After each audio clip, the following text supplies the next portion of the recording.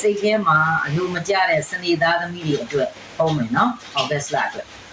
စနေသားသမီးတွေရောစနေနံအစစနေနံအဆုံးပါတဲ့သူတွေကစနေဂျိုရဲ့ရိုက်ခတ်မှုကံကိုခံရမယ့်ကာလဖြစ်ပါတယ်နော်အဲ့တော့အခုဩဂတ်စ်လနေစပြီးတော့ဒီဇင်ဘာလဆန်းထိကြုံတွေ့ရမယ့်ကာလဖြစ်တယ်ဒါကိုကိုကကြံ့ကြံ့ခံရမှုလေးတယ်ဘလူတွေကြံ့ကြံ့ခံရမလဲဆိုရင်ကိုက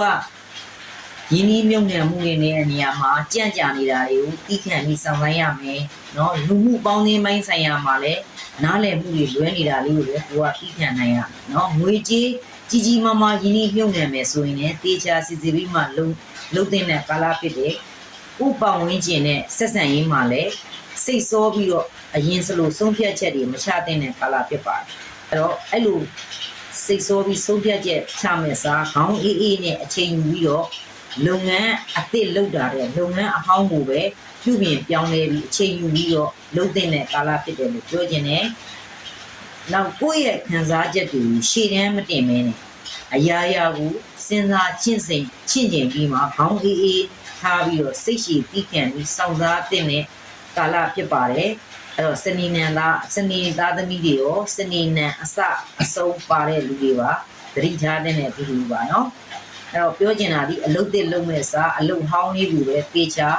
ထိန်းသိမ်းပြီးလုတ်တဲ့ကာလလို့ပြောချင်တယ်ဝန်ထမ်းတွေမှာလည်းအလုတ်တာဝန်ပြနေတာတွေကိုဖိအားပေးခံရတာတွေကိုယ့်ရဲ့အောက်လက်ငယ်သားတွေကြောင့်ပြဿနာလေးကိုဖြေရှင်းရတာမျိုးလေးတွေရှိနေနိုင်တယ်ဒါကိုဒေါသစိတ်မထားဘဲနဲ့ကိုကအချိန်ကြာလို့ဖြစ်တာပါလားဆိုတဲ့အတွေးမျိုးနဲ့ပြီးခံပြီးလုတ်တဲ့ကာလဖြစ်တယ်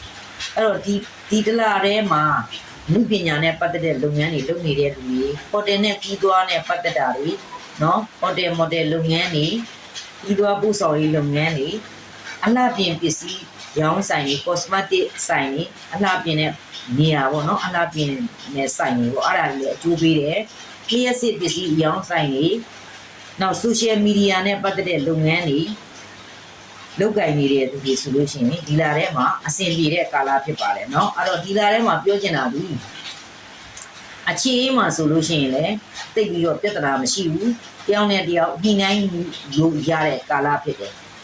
အိမ်အောင်ကြီးလည်းပြဿနာမရှိဘူးနားလည်မှုရှိရင်အဆင်ပြေနေပြီเนาะအဲ့တော့ရက်ဝေးရသတင်းကောင်းတွေသားသမီးတွေရှိရသတင်းကောင်းတွေကြားတတ်တယ်ဒါတန်ကောင်းလို့เนาะပညာရေးလေးကိုဆက်ပေါ်မယ်ပညာရေးကတော့ဒီလကုန်ရက်ကြီးတော့စိတ်နှောက်ယှက်လေးတွေကြုံနိုင်တယ်။ကျောင်းဝင်ဖြည့်ဆိုမဲ့လူတွေနော် scholarship ဖြည့်ဆိုမဲ့လူတွေဆိုရင်ဒီလာထဲမှာဆိုင်းငံ့ထားတဲ့ပညာရေးနဲ့ပတ်သက်ပြီးအလုံးလျှောက် interview ဖြည့်ဆိုတဲ့သူတွေလည်းမကောင်းသေးဘူးလို့ပြောခြင်းနဲ့ဘာသာစကားတွေသင်ယူနေတာတွေဒီတွင်းမှာသင်ယူနေတဲ့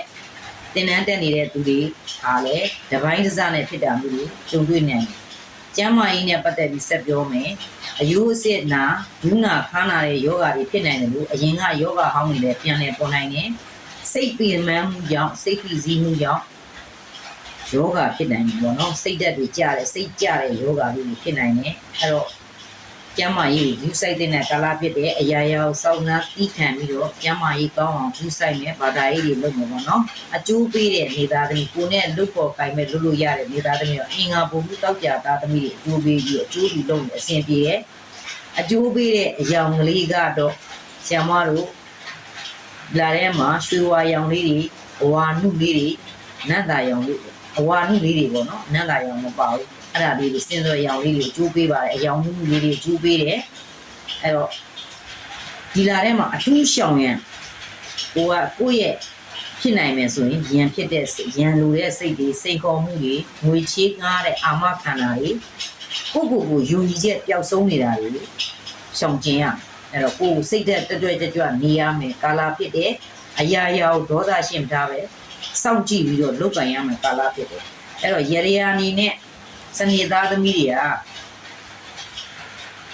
အသက်အရွယ်ကြီးတဲ့သူတွေပေါ့နော်ဆရာမပြောချင်တာအသက်ကြီးတဲ့လူကိုစေဝါတွေထူထမ်းတာအစာအာဟာရတွေထူထမ်းတာ